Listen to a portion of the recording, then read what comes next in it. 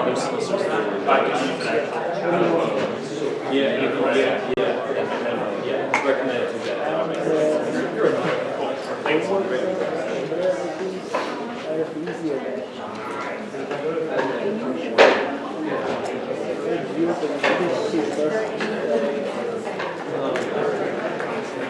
So let's get started.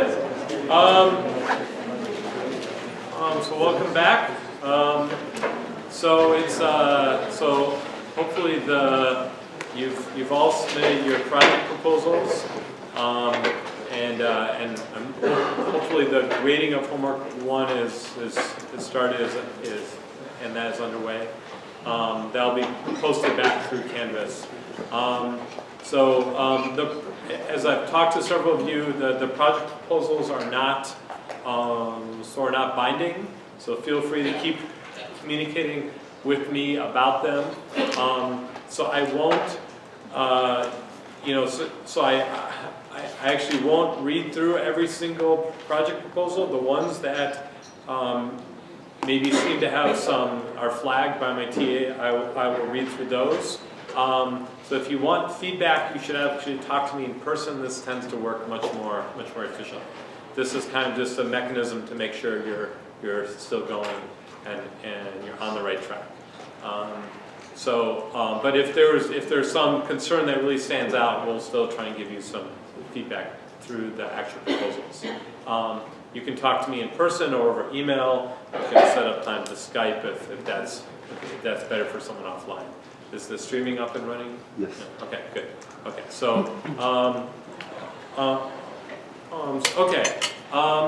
so and as I mentioned before, the next homework is out. There was some minor change. There was a minor change in the data set. The first version uploaded, had a couple of special characters in it.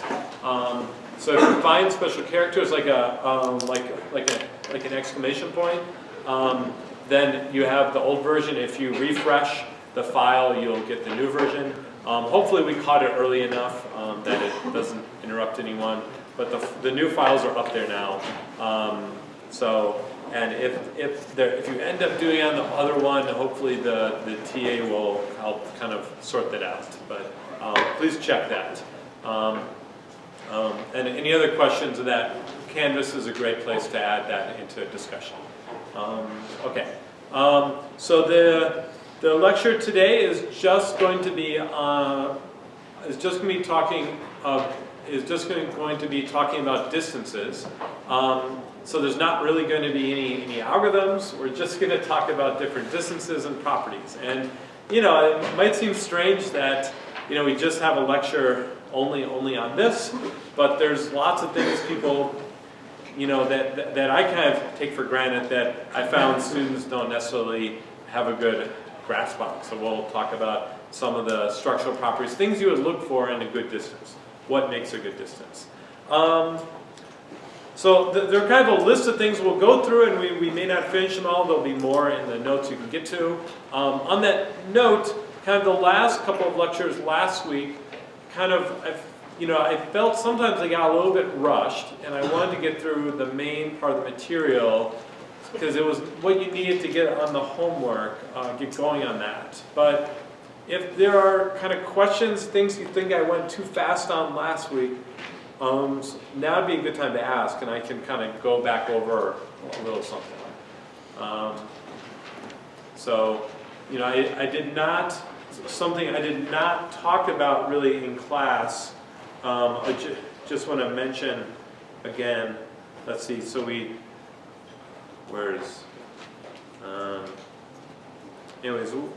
didn't talk about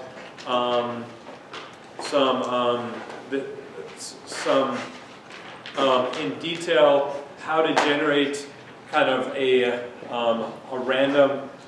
So there are a couple of notes. I'll mention two things we didn't go over in detail. How to generate a random unit vector. Okay, and so this is, this seems like kind of like just kind of a small nugget, but it's kind of a really important object that comes up a lot in this very large-scale data mining. And so, I mean, we mentioned it, and I said, yeah, the way to do it is to create a Gaussian random variable and then to normalize. And so if you're reading papers in data mining that deal with large dimensions or with a lot of data, they often use these Gaussian random variables. And sometimes you don't even need to normalize them. But I just want to kind of re-emphasize this point. We will see this at least once more in class as kind of the core thing you need to get an algorithm to work. So there are more details on that in the notes. The other thing that we only talked about briefly, and I'll mention these again today, but not go over them unless you want me to, are these p-stable random variables. And so this is kind of more, what these are about is kind of a more broader mathematical framework that allows you to do locality-sensitive hashing in the way we talked about for high-dimensional, so Euclidean distance. So we could pick these random vectors and project onto the random as kind of mapping to a low-dimensional space, and you can grid this and put hash, and use that as your hash function. This worked for doing LSH for so high-dimensional data where the Euclidean distance was the right way to measure things. P-stable random variables are kind of some mathematical structure that explains or kind of is a general framework of why this works and works for things other than Euclidean distances. Okay, so if you have an L1 distance instead or something else, and you can formulate in terms of these p-stable random variables, then you can replicate this process. Okay, so if you want to understand how this generalizes a bit more, again, you can look in the notes. And I'll mention some examples of this today when we talk about distances, other distances. Are they amenable to locality-sensitive hashing? Okay. All right, so good. So that's basically catching up. Let me. What happened? Where did my notes go?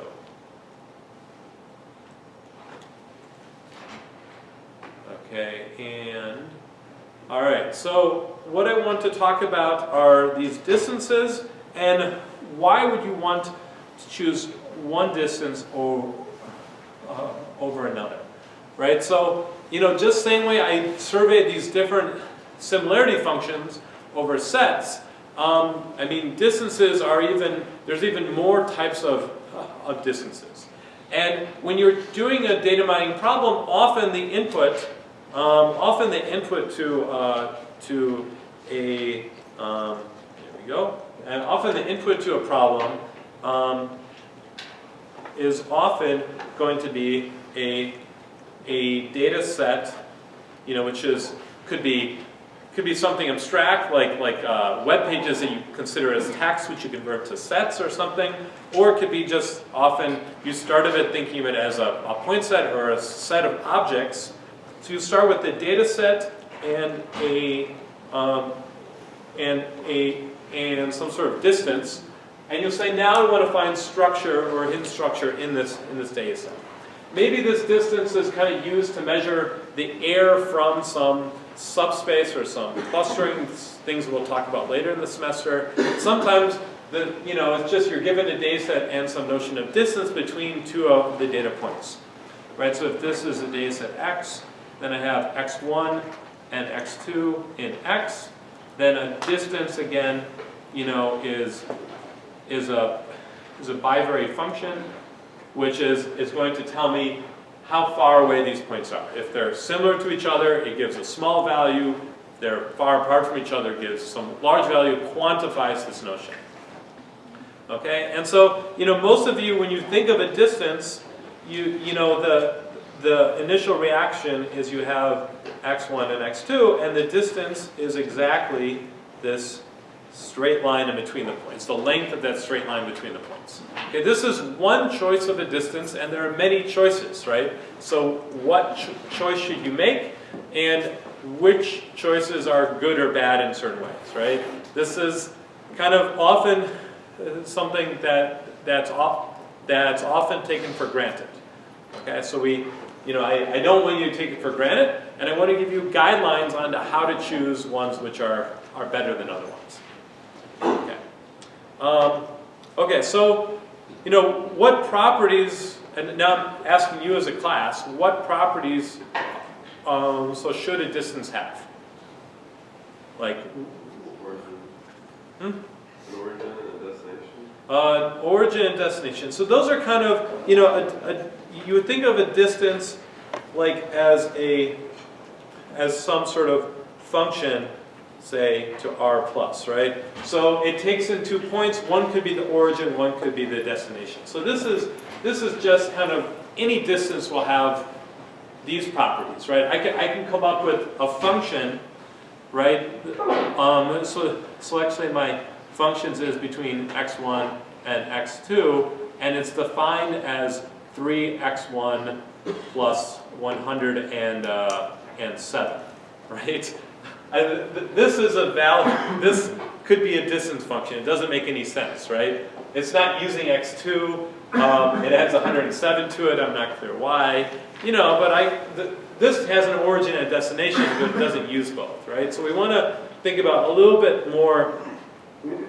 What would we want this to have? Yeah. It needs to satisfy the triangle inequality. Oh, so good. Okay. Good. So this is getting in. So this is getting in the right direction. So we want to think of things like the triangle inequality. So who's heard of the triangle inequality? Okay. So and who's heard of a property called of a bivariate function being called a metric? Heard of a metric? Okay. Good. So what we want is basically a good model, a good thing to think about is that distance is what's called a metric. And so one of the defining properties of a metric will be the triangle inequality. Okay? And so I'll mention that. I'm going to mention the other ones first that are a little bit simpler, that even more obvious than the triangle inequality. But so so I'll write these down. So the first one, we'll call this property 1, is that the distance between two objects, A and B, should be always greater or equal than 0.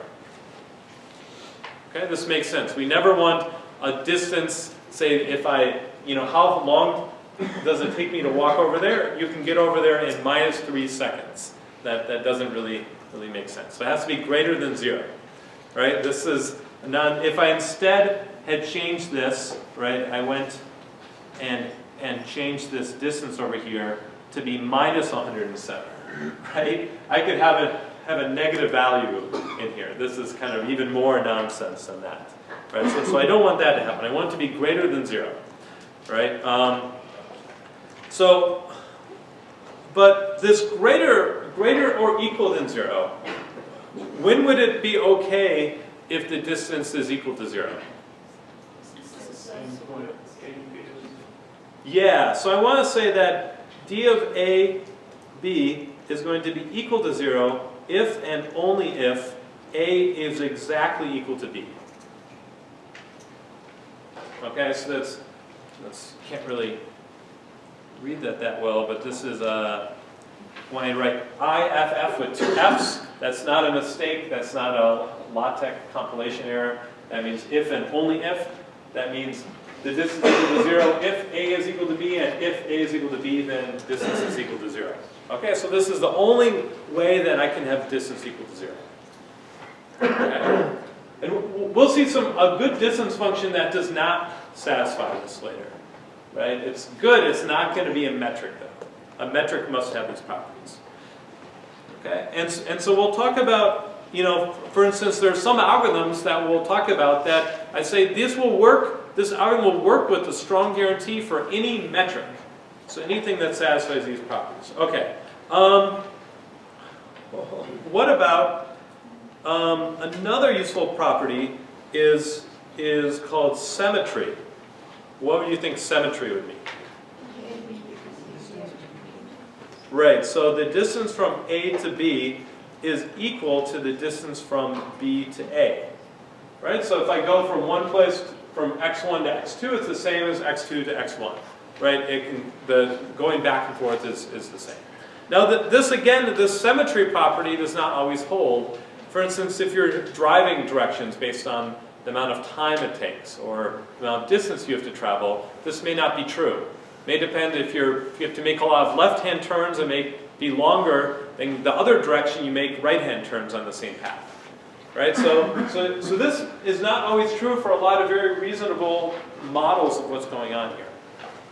Right? But for mathematically, this is very convenient. Sometimes you can relax this property, saying it's always off by some small factor, and a lot of these things that require a metric, you can still get the guarantees with this based on the variation that these are off by a little bit. So if it's within 10%, well then you lose 10% your guarantees, usually not a big deal. Okay, and then the fourth one is the triangle inequality. Right, and this now involves 3 points, and I'll write this up first. The distance between A and B is always less than or equal to the distance between A and C plus the distance between C and B. Right, so if I look at a picture here, it makes sense to draw a triangle. So if I look at the distance between A and B, say the length of this line here, that's less than or equal to than if I went up to C and then from C down to B. So making a detour to C never decreases the distance. Right? So the triangle inequality, I'm always faster to take a shortcut on the triangle. Faster or the same. And the same as usually occurs when actually C is kind of falls on this line here. And the notion of a line doesn't always exist, but it usually is some way that as I'm going from A to B, the intermediate state is C. Right? And that's usually the only case where these are equal. Okay? Right, so this seems like this also makes sense. I wouldn't want to be able to go out of my way and get there faster, because if I did, then I should set that as the distance. Right? If it's the minimum time it takes me to get someplace, and I walk straight there, but it ends up it's faster if I go out and stop by the restroom and then I go there. Well, that doesn't make sense. That should have been my the fastest way. Sometimes if you're booking flights on an airline, you'll find that it might be cheaper if the distance is the cost. If you book a direct flight from A to B, it might be cheaper to go and take a layover in someplace else, right? So it's a strange thing with the airline industry, but that's sometimes how it works, right? So these are not hard and fast rules. These are kind of suggestions, but a metric satisfies these 4 properties. Sometimes you'll see it property 1 and 2 are combined into a single property, so you'll see broke them out into 4 pieces here. Right, so this one is known as the triangle inequality. This one as symmetry. This is identity and non-negativity.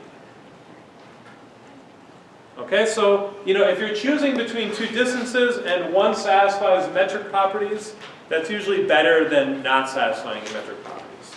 Okay, and the straight line distance between 2 points, which is the Euclidean distance, satisfies these properties. Okay. Okay, so if you violate just a little bit more also nomenclature, if you violate just this property M2, the identity property, then this is what's called this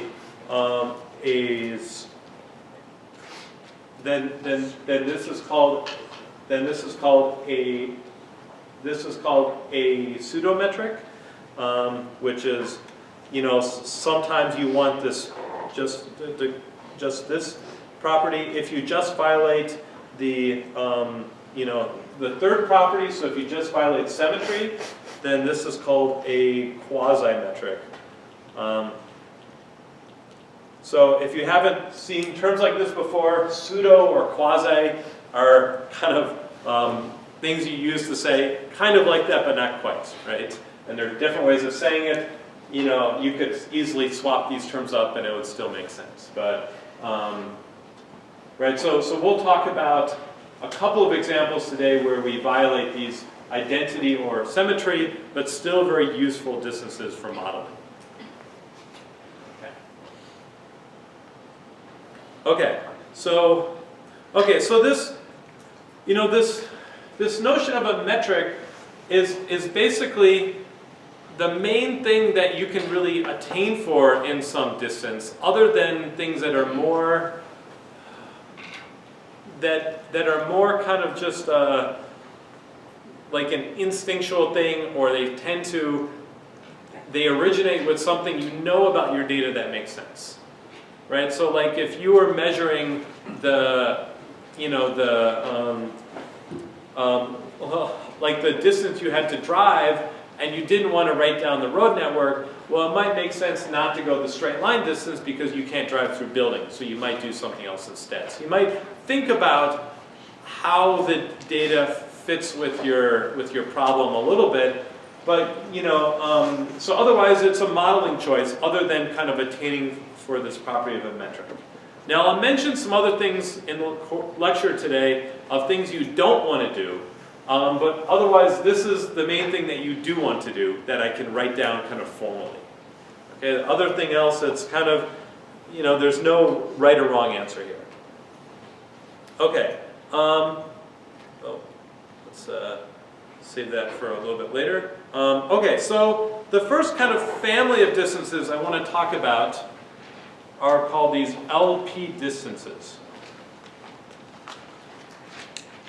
Okay, and so, you know, this is what people normally think about distances, and these are between two vectors, but we'll talk about distances between other sorts of objects a little bit later in class. So an LP distance, we'll write this as the P, and P is going to be a parameter. And between two vectors, so I have for two vectors A and B in RD, and for instance A, I will write as coordinates A1, A2 up to AD, okay, as the vector. And so the distance between A and B is then in general going to be, or we can often rewrite this. Its equivalent way of writing this is going to be A, B, with the P subscript here. So this, think of it as a norm between the difference between the two vectors. It's going to be equivalent to that. And so this will be equal to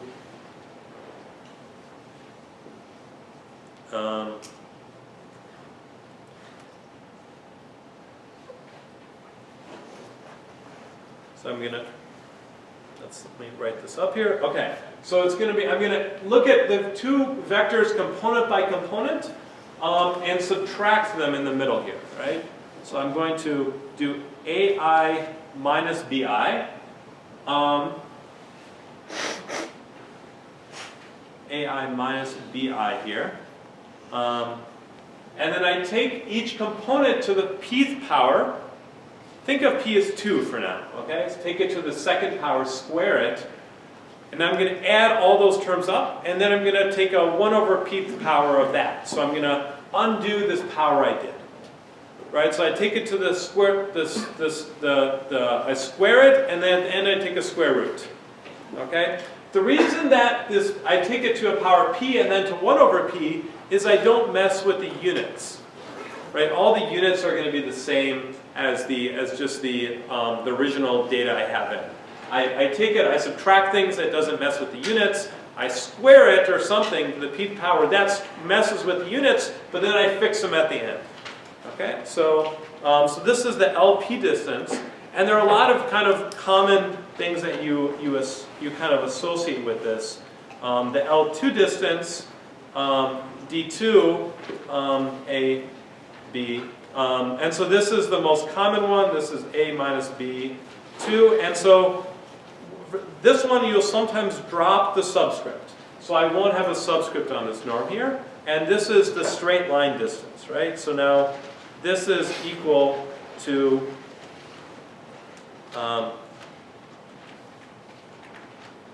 AI minus BI squared, and I put this all inside of a square root. Right, so if I have two vectors here, it turns out between A and B, this is the length of the straight line. This is the L2 distance. This is the length of the straight line here. This is the L. This is how it is, right? So this is an instance of this, but I can also write some other distances here that are of this mode. If I look at the L1 distance, this is a common one. Then this is equal to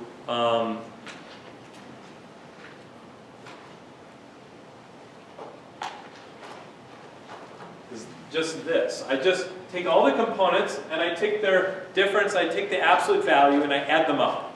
Now I only raise it to the first power, so I don't need to I don't need to do this correction 1 over p factor. Right, so I'm just adding up the distances here. And so this is not the straight line distance anymore. Right? What would be a good way to draw this distance? I'm adding up the components. Right.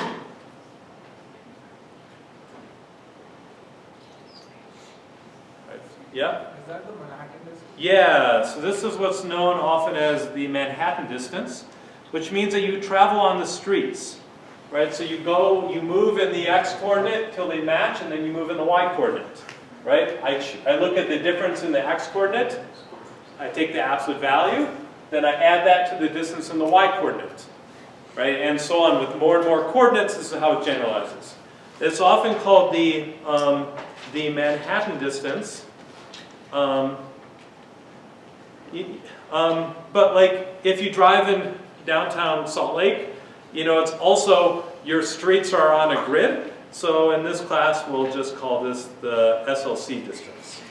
Because we don't have to, always be in Manhattan. And of course, they have like these diagonal streets that screws everything up, right? So Salt Lake is a better representation of this anyways. Right, but so imagine you're staying on this underlying grid here. Right, now your data points may not be on the grid, but that's okay. I could do instead, as long as I'm always moving in the right direction, I could have instead gone up here, then over, then up here, and then over. Right, and this would be the same. If I had to stay, I couldn't cut across the block, but I had to go up here, then over. Well, I'm still adding up all the x distance here, and the x distance, and the y distance in two parts. It doesn't matter, as long as I'm going the same direction. If I did something instead that was silly, and I went down around the block and up here, well, this is going to take longer. If I take this green distance here, if I go all the way around the block and up here. So I have to always be going the same direction, but otherwise it doesn't matter. So, okay. So those are all equivalent kind of shortest paths. Right? It's measuring the length of the shortest path restricted onto the grid. Okay.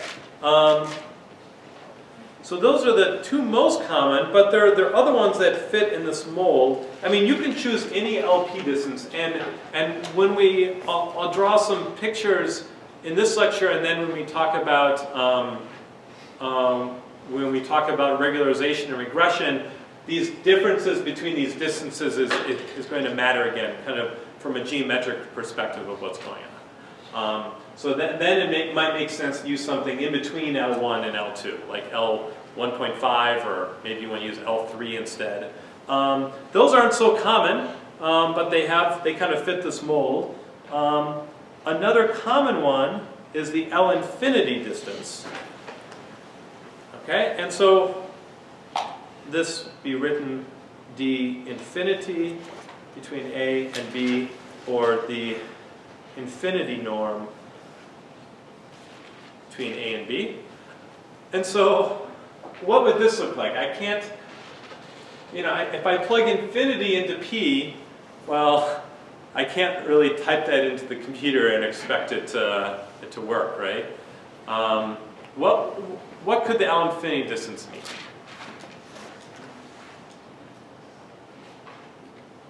Yep.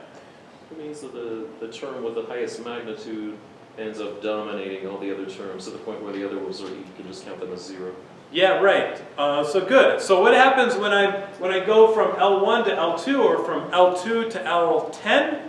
Well, I'm taking every term to the L10 to the 10th power, and then I add these up. Well, something that's bigger than all the others is going to get really, really, really big, and the other ones are just going to get big, right? And so when I add them up, the littler ones are not going to matter as much.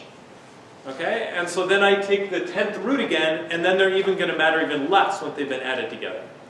And so the L infinity is the limit of this process, and that's basically saying I just care about the largest term. And so this is equal to max of I equals 1 to D, or I take the max of these components of AI minus BI. Right, so I just take the maximum difference. Right, so it's not exactly defined by this LP definition, but this is the kind of, when I say L infinity, this is what I mean, the maximum component. So, and here, between these 2 points, the L infinity distance is just actually this. This one is the L infinity. Right, this is the L1. Right, it's just the difference in the y coordinate because that's larger than the difference in the x coordinate. Okay? I want to talk about one more, and then I'm going to draw these in a different picture that will help illustrate what's going on. There's one more useful one that fits in this category, which is kind of not some obvious in between, is the L0 distance. And so, I mean, there's different ways of normalizing the L0 distance. What ends up being the most common is actually going to be D minus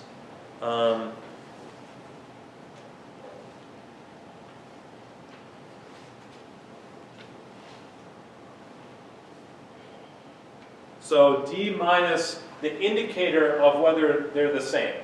So I'm basically counting how many things are the same. I'm counting how many are different. It's D minus the number that are the same. So it's the number of different coordinates. Number of chords that differ. Okay, so the number of coordinates which are different from each other. Right? These other ones, as I kind of change any coordinate a little bit, they should change a small amount. I mean, this one only matters the largest coordinate if I'm changing that. But otherwise, as I change the coordinates a little bit, the distances change. This one is kind of more discrete. Either they're exactly the same or they're not. And I just count how many are exactly the same. Okay, so the reason I mention this L0 distance is actually very hard to work with, to actually come up with algorithms that do this L0 if you could do one of these other LP distances instead. But it's often kind of an important objective. I want to say I want to predict some value. I want to see how many. I want to predict how close I am to something, and I want to say how many categories are we the same on, exactly the same. And that's what this measures. But it's not very smooth. It's very discrete and very jumpy and very unstable. And so it's hard to work with. So often you'll work with one of these other distances instead because this one is tricky to work with. And we'll come back to this when we're trying to regularize data for when we talk about regression again. We would like to do the L infinity, the L0, but we won't be able to actually have an algorithm that works with L0, so we'll use the L1 instead. Okay? So any LP is, so I'll mention that, so any LP distance which is,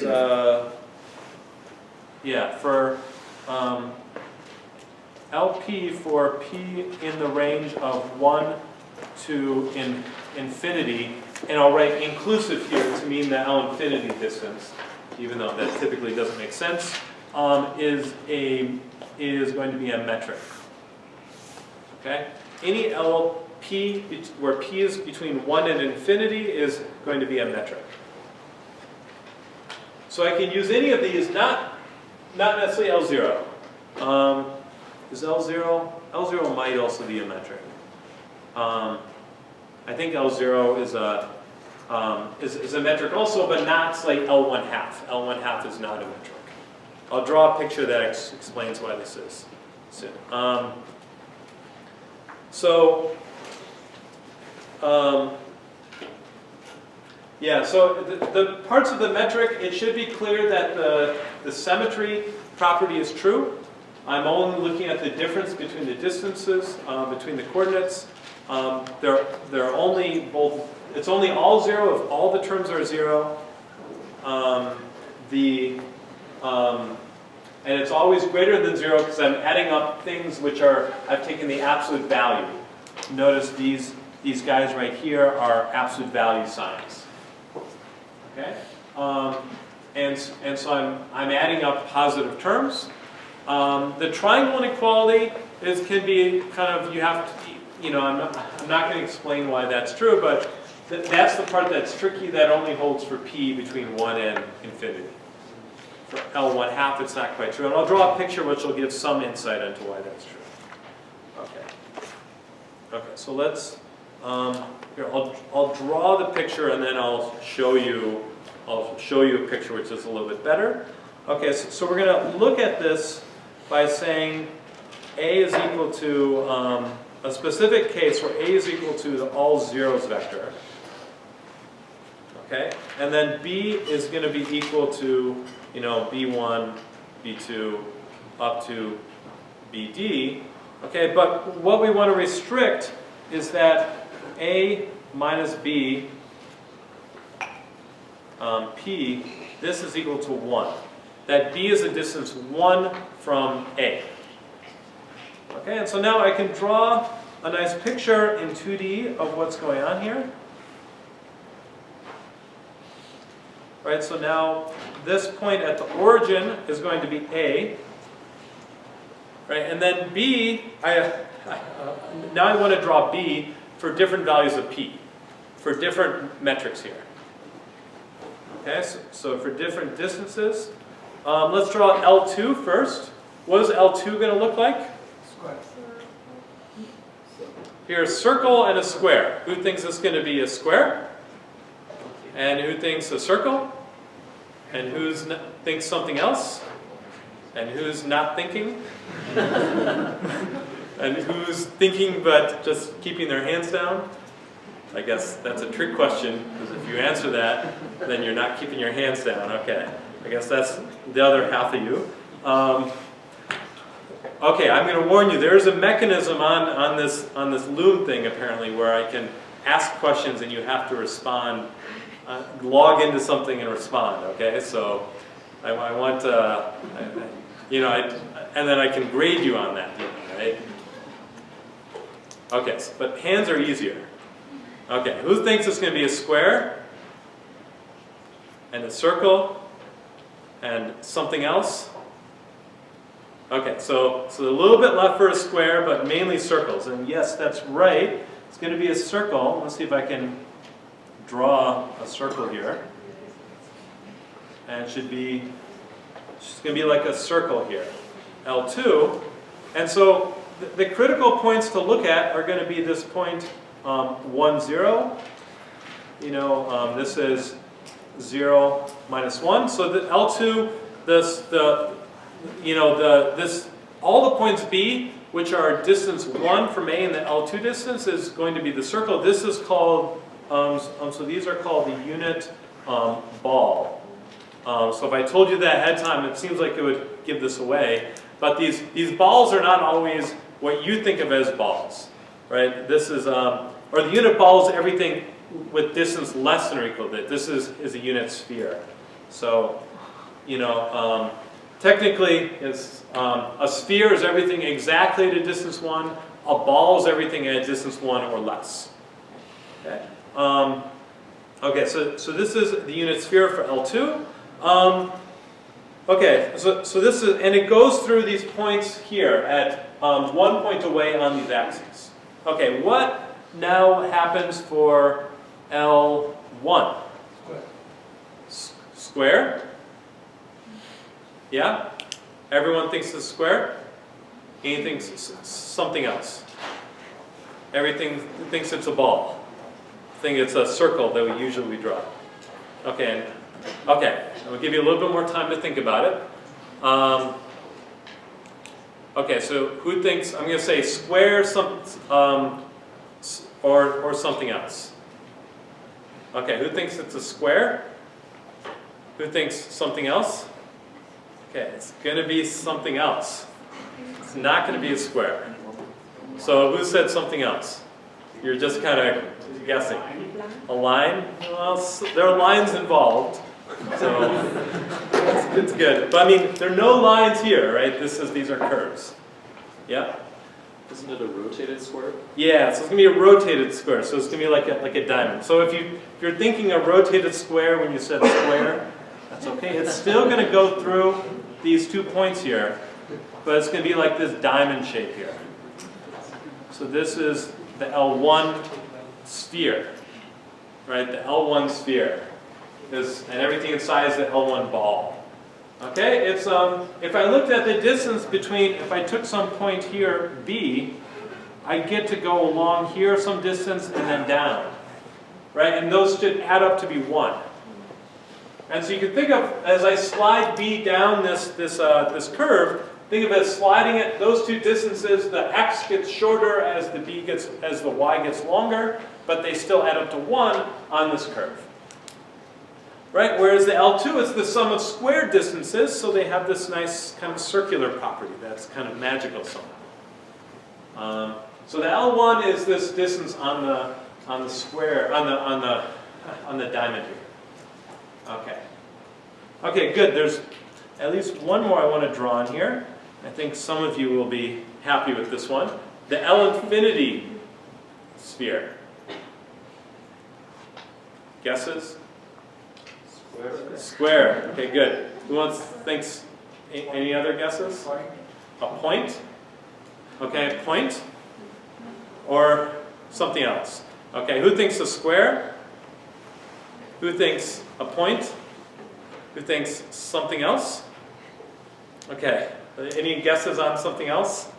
No? This one is going to be a square. Okay, you guys are kind of, so this one will exactly be the square, right? So this is going to be the L infinity. I actually did pretty well on my drawing here. I think so. You guys can differ. This is the L infinity ball, and that's because if I get to a point, say down here, if this is B, you know, if I change the x-coordinate to make the x-coordinate bigger a little bit over here, I'm not changing the distance. It only cares about the maximum distance from A in any coordinate, right? Which is the y-coordinate. So changing the x-coordinate a little bit doesn't change things. The y-coordinate is the difference of 1, and that's what matters. When I get to the corner, then, you know, I can move any way, and that's why it changes at the corner there, right? That's when they're both a distance of 1. Right, so you can think of any of these in higher dimensions as well. So the L2 is still going to be a ball as you think of a ball. It's still round all over the place, right? The L infinity is still going to be a box, right? It's going to have, you know, it's going to have 2D sides, but they're going to be parallel to each other.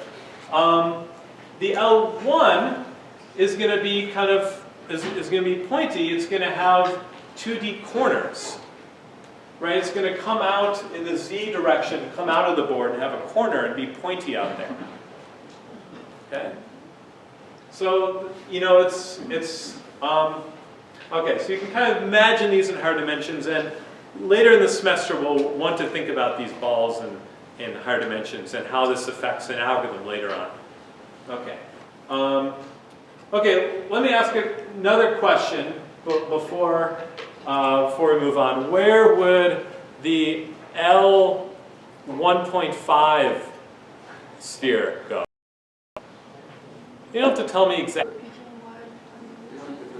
Yeah, good, good. The L 1.5 is going to fit in between the L1 and the L2. It's still going to go through these points where they all meet. This is the L 1.5. You can see the green there, but it goes in between the L1 and the L2, someplace in there. Your guess is pretty much as good as mine. It's somewhere in there. And the L3 will go between the L2 and the L infinity. It'll kind of bulge out towards the square. Right? Okay. How about the L 0.5? Where's the L 0.5?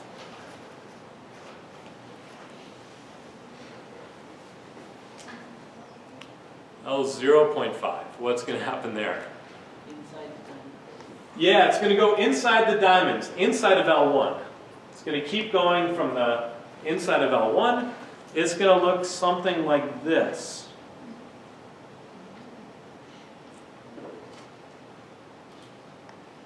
This is L 0.5. Something like that. It's kind of weird, right? It's like, you know, if I set one coordinate, all the coordinates except 1 to be 0, so I come down to here, it still hits that point, right? Because I take it to the power 0.5, and then I do 1 over 0.5. I'm just swapping the order, those cancel out. But if I put more coordinates, it becomes closer in here. It's kind of odd. And this is why it becomes hard to work with. It's no longer a metric, in some ways because this ball here is no longer convex. It gets kind of pointy in these weird ways. And this has to do with why it violates the triangle inequality. Okay? And you could probably draw a picture where this violates the triangle inequality, some data points, by studying kind of these balls. Yeah, I bet you could figure it out. I think I may have asked this as a bonus question at some point. Okay, now what does the L0 look like? Line up the coordinates.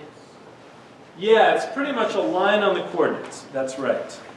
Good, so I'll draw this here. So L0 is kind of like this. I've run out of colors. I've said I wanted more colors at some point, and now you believe me. So maybe at some point we'll have more. This is like the L0, and it's hard to draw in this picture here. It's at, you know, you could be A is equal to B, then it's 0. If B is down here, it's 1. If B is here, it's 2, right? So it's definitely not a unit ball here. So it's kind of this spiky thing. It points out on the coordinates, and it's counting the number of things that are the same, but it's not. You can't quite draw in this picture. Think of the the 0.5 getting closer and closer, kind of like that. Okay, so this is kind of a fun thing to look at. Okay, so this kind of maybe helps you understand kind of what's going on with these distances. Okay, so I've got a picture, but before I do that, I want to put this up for comments.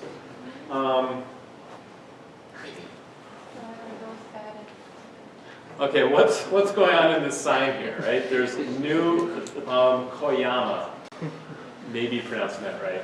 And they've written up the population, the feet above sea level, and the year it was established, and they've added these all up. Does this seem like a reasonable thing to do? Okay, but a lot of people do this when they're doing data analysis without knowing it. Okay, so when you're using these LP distances, all of your coordinates in your vectors, A and B, need to mean the same thing. Otherwise, you're doing this. What happens if I changed feet above sea level to inches above sea level? right? I'm changing, this number changes and this number changes and I don't know what it means, right? It doesn't, I mean, it already didn't make sense, but now it really doesn't make sense. I haven't changed the data at all. I've changed the units and how the relative importance of these terms changes, right? What if I didn't start at 0, I started at something, I mean, why did they choose that for 0? Well, you know, there's some reasons for that. Yeah, but, so anyway, so there's lots of weird things going on. So with these LP distances, only use if all, you know, elements of your vector have the same units. Okay, and not only just the same units, but they should be representing the same sort of fundamental object, right? So if you're measuring someone's like their waistline versus their height, and those are the two coordinates, I can measure both of those in inches. But then what does adding those together mean, right? I can take, if you get measured for a suit, they take all these measurements of you. I could try and add them up and then do some stuff with them, but that doesn't really make sense either. So it's not just the same units. It's also they're kind of comparing different aspects of the same thing. So what would some examples be that would actually make sense? Maybe we should talk about that, because then maybe you're like, oh no, like what can I actually use this on? Where did this high dimensional data come from? Right. So what is vectors with all this same unit? And I'll talk about some example at the beginning of next lecture that actually gives you 128 dimensional vectors that's used in images a lot. That makes sense to use the Euclidean distance. But what other things, right, we want to use?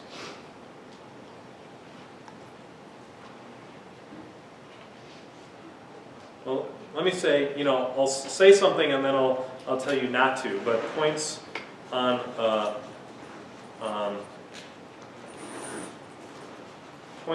map, right? So if I have points on a map, I can measure the latitude and longitude.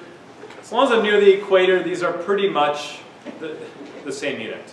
So these are points in R2. These are two-dimensional points.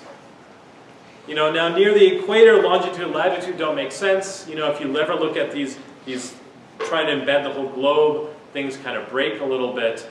But otherwise, this usually works pretty well. On the scale of Salt Lake, this usually works fine. Even in the scale of the US, this works well enough.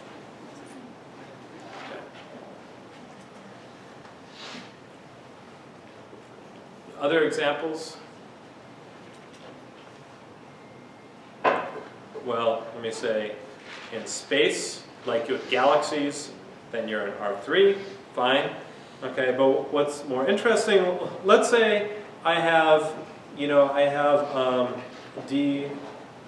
so weather sensors. And each of them gives some sort of temperature. And I restrict so it's Fahrenheit or Celsius, it doesn't matter. Then it's fine. I have weather sensors, I want to kind of compute averages, or I want to say the distance between a reading here and a reading there, or at two different time points. This makes sense. I can take D stocks, right? Look at the trading point, either the cost, or other people use their other. So people look at like the volatility or other properties of stocks, but you have a set of stocks, and this is a richer thing than just looking at one stock to measure the stock market, right? But another way of doing this is you have a sequence of stock values. So you have on day 1, day 2, day 3, up to day D. And so you want to understand what happens on day D plus 1, right? So you have S1, S2, S3, up to SD. And you want to predict what happens on SD plus 1. Well, then you can treat this as a whole vector. And so sometimes I'll use this. In order to model this, this would be an ARD model. And you can kind of, there's a lot of predictions where they'll take historically the last D things to predict the D plus 1 thing. And just like the K-grams, they'll shift it over by 1 to always predict the next one. Right, again, all the units are the same, they all make sense. So there's a lot of places where this can arise. And it makes sense to use these Euclidean distances. So even though I gave the strong warning where you don't want to mix these up, there are a lot of places where this is perfectly reasonable, but people often try and combine height and weight together, and that does not make sense. It's the same as this kind of this strained sine. Okay.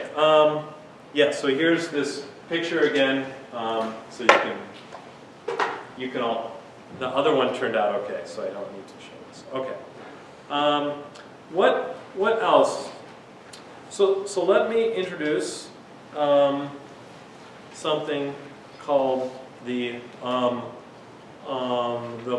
Mahalanobis distance.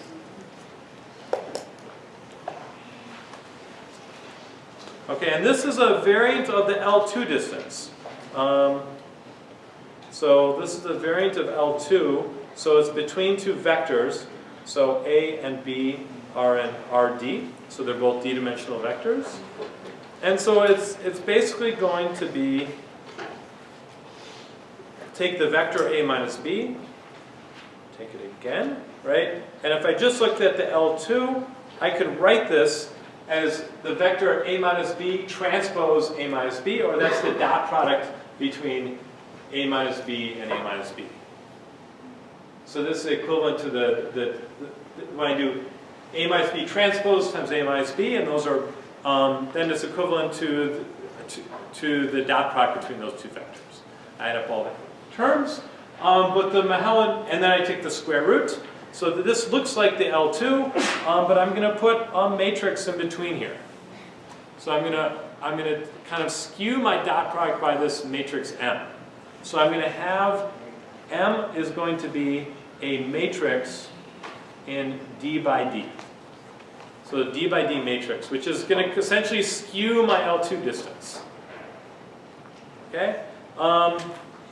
So, you know, a common thing to do is to have this matrix, so it's just M11, M22, up to MBD, and then everything else be 0. So if I might just say here, so only on the diagonal of this distance of this matrix do I have values, the rest are zeros.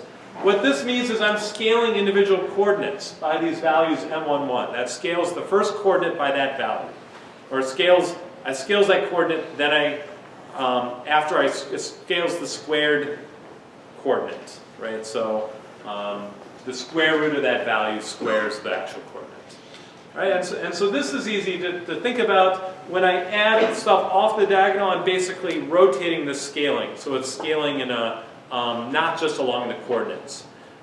This will be a little bit easier to understand after we talk about the SVD of a matrix, or the eigenvalues. We'll revisit this quickly later in class, but if I look at the eigenvectors of this matrix M, then it's scaling by the eigenvalues along those directions. Okay, so that's kind of what's going on here. Okay, so this is L2. You have to have this matrix M, which is telling you how to skew it. What's interesting about this is useful for, and this is, I should mention first, this is a metric if M is what's called positive is positive, so definite, which means that all of the eigenvalues exist and are real. So all the eigenvalues are real of the matrix, or if I have it on this diagonal, all those values are positive and non-zero, then this is a metric. Okay, so this can still be a metric. Okay, so why this is interesting is there's a field of techniques which I'm not going to go over much, but called distance, so metric, so learning. So if you have these coordinates that you don't know how to compare them together, you can use this idea called distance metric learning to choose a matrix M. Choose a positive matrix M. So this basically chooses this matrix M such that it makes sense for the distance.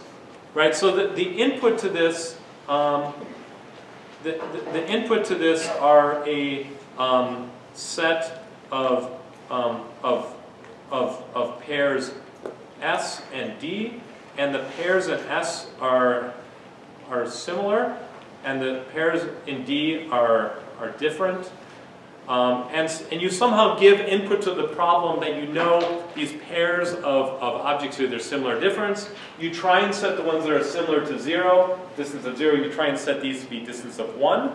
The units don't matter at this point because they're all mixed up anyway. So you set them to be 0, try and make them 0 or 1, and then you can set up some optimization process that tries to solve for a matrix M that satisfies this.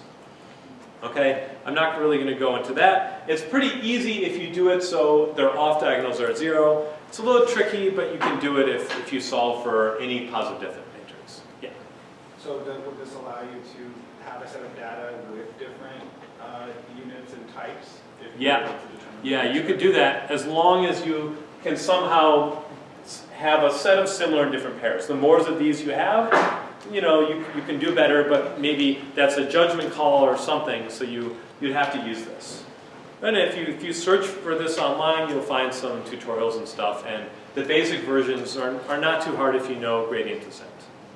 Yeah. I had always learned this as variance normalized. Is this more of a generalized version of that, where your M was essentially the variance of your data? Yeah, so there's these ways of normalizing data, right? Where you try and say, I want to have all the distances, all the coordinates be either, there are two ways of normalizing, and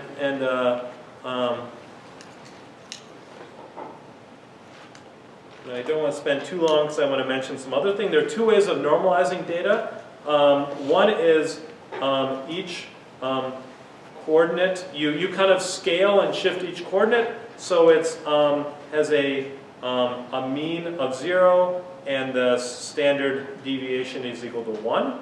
So you subtract off the average from all the coordinates and you set the standard deviation of the values to be 1. The other way of doing it is so you have each coordinate is going to be in the range 0, 1, or any other range you pick. So you pick the smallest and largest value and you shift and scale them, right? And so if you don't care about units, you can shift and scale all you want. That's what units are doing. And so you can do either of these, and you see people normalizing them either way. Okay, so, well then, you're still comparing apples and oranges, you're just comparing standardized apples and oranges, right? It's you know, these give you different answers, which one you do, which one is better. I don't know, this one, if you have one outlier in a coordinate, it will squish everything to one side and put the outlier on the other side. This one won't have that problem, but maybe that outlier is what's important, right? I don't know. You know, if you do this without knowing anything about your data, you've kind of lost information about the data in a way that may or may not make sense. Sometimes you can do that, but you're doing stuff that it may not be the right thing to do. So, you know, if you do this, be careful. I would just recommend don't. That's my recommendation on normalizing data. Okay, it's just kind of, you're messing with it in ways that usually you haven't really thought through. Now, if it makes sense to do this for some reason, that's fine. If you can do something like this, it'll be better. the basic version is not too hard. We're not going to talk too much about gradient descent type techniques in this class, so I didn't plan to cover it. Okay, so I want to mention a couple of other distances, and I'll go through these kind of quick. The Jacquard distance we already mentioned, and so the Jacquard distance is now between two sets, A and B, and it's just 1 minus the Jacquard similarity. Right, so this is equal to 1 minus A intersection B, A union B. And so most of the set similarities I talked about, they will be metrics if you do this. This one is going to be a metric. It's easy to see that it satisfies the, it's only 0 if they're the same, and it's always greater than 0, and it's symmetric across A and B. The triangle inequality is not too hard. There's like a 3-line proof in the notes. I think I'm going to skip for time. Okay? And basically, if this distance is a metric, then you can use there's some version of min hashing that should work if you can get this to be a metric. Not all the similarities. I think may have been one I talked about that does not satisfy the triangle inequality of the ones I talked about from in the similarity lecture. But if they satisfy, this distance satisfies the triangle inequality, I'm pretty sure, I don't have it in my notes, but I'm pretty sure that means that you can do this, there's some min hashing type scheme. Okay. So you can have these distances by sets. Okay, I want to, there's another one that's very useful for the cosine distance. Okay, and so this is again going to be between two vectors, A and B in RD. And so this is going to be, I'll write this up, between A and B is going to be equal to 1 minus the dot product between A and B divided by the norm of A times the norm of B. Okay, remember just in case you don't remember the dot product,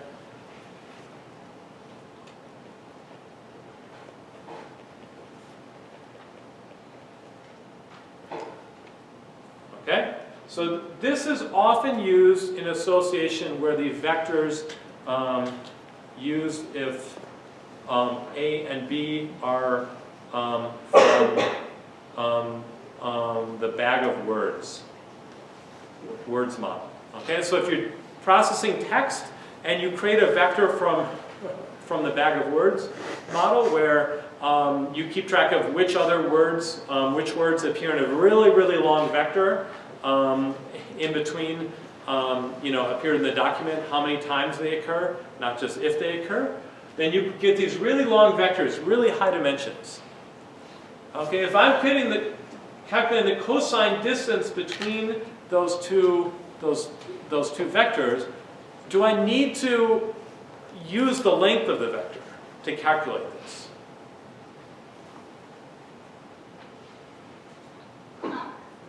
I'm adding up to d terms here, right? So it seems I need to use the length in terms of d. I need to go through every term and add these up, right?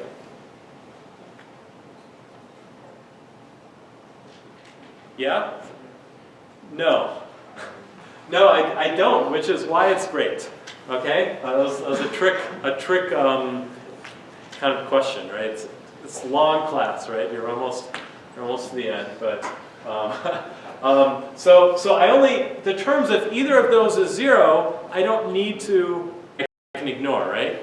Now I need to know the norms of the vectors, the norm of A and norm of B. By default, that's the 2 norm, but I can pre-calculate those for all of A and for any vector. Right? I can calculate the norm. I add up, the square of all the elements. I take the square root. I can skip the ones that are 0. In the inner product, I only care about the ones that are non-zero in both of the vectors. Right, so I can just compare, do an intersection of the two sets and do this.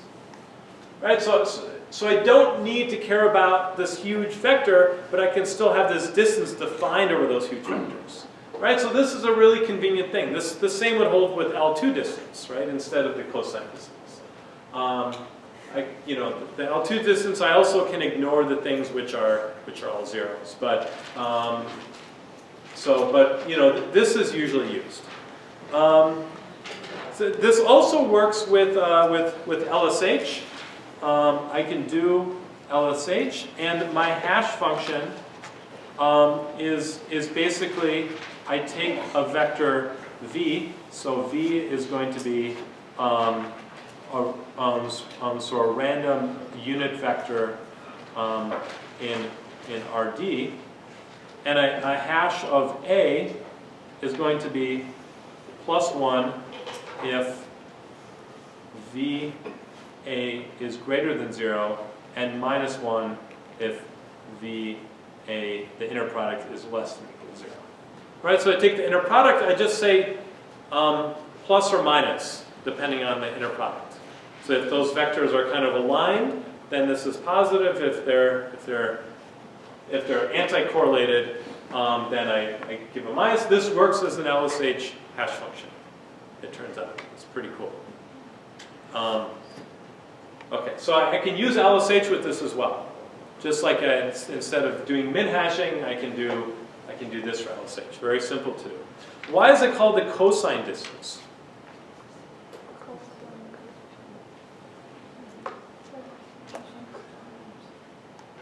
So I'm going to have two vectors A and B here. Okay? And so what is this doing? Well, let me draw a unit circle around 0. And this is the L2 unit circle. And so what this is doing is I'm normalizing A and B. So this is the normalized version of these vectors. And then I'm basically taking the arc cosine of this angle.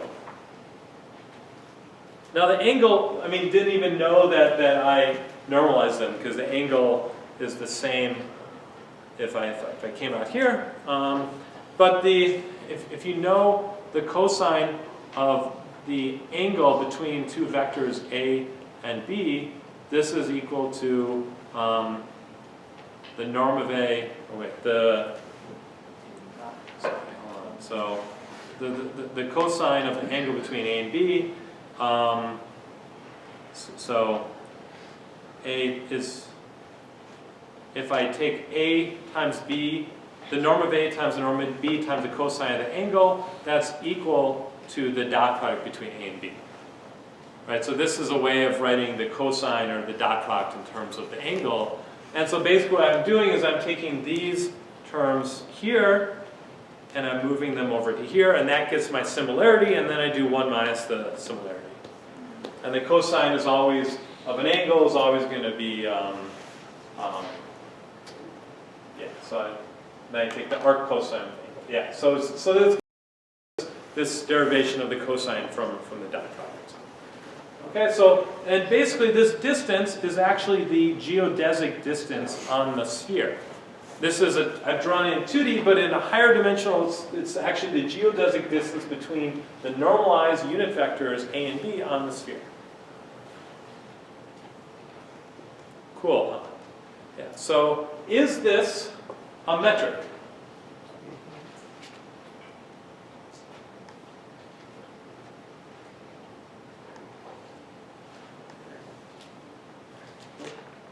I'll say yes. No? Okay, I want to get through more. So let's do a quick vote. Who thinks it's a metric? Who thinks it's not a metric? And who wants to vote for a metric again? Let's try a little bit more. And who not a metric? Okay, well, it turns out this is not a metric. Not a metric. So it's only 0 if so the problem is that it's not only 0 if they're exactly the same. If I put another vector, it's blue here, if I put b here, then the distance is going to be 0 between a and b. Let's make this b prime. Because when I normalize them, they're going to be the same point on the unit sphere. So they point in the same direction. So if I look at the normalized vectors, it's a metric between them. The geodesic distance on some manifold is always a metric. I don't want to say that. That's, if they're within a small enough region of a sphere, there's some has to do with the curvature and stuff. Okay, I think that's not exactly true, but if it's the geodesic distance, so if they're on here and they're always going to be in the positive orthant, and under this restriction on a sphere, things are the geodesic distance is a metric. They're always in the positive orthant of the sphere.